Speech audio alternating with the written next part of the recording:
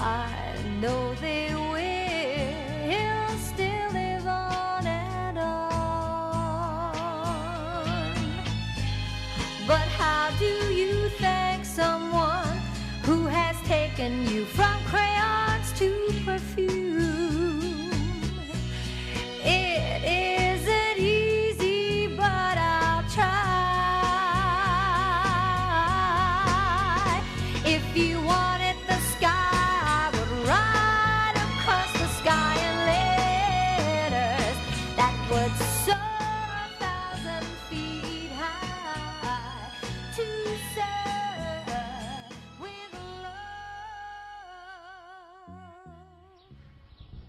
Tēnā koutou e te whānau, ko te karaki a tuatahi, New Beginnings, he timatanga hou. Ko te pū, te more, te weu, te aka, te rea. Ko te wānui, te kune, te whē, te kore, te pō. Ki ngā tangata Māori, ngā rangi, ka ua ko pāpā.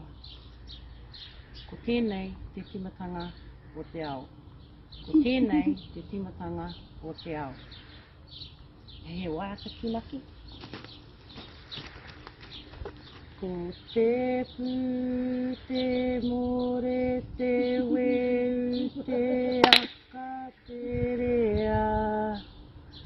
Ko te wānui, te kune, te whē, te kore, te pō. Ki ngā tangata Māori, ngā rangi rawa ko pāpā. Ko tēnei te timatanga o te ao. Ko tēnei te timatanga o te ao. Kia tau te rangi Māori e, ki runga i a koutou. My best friend, a friend who taught me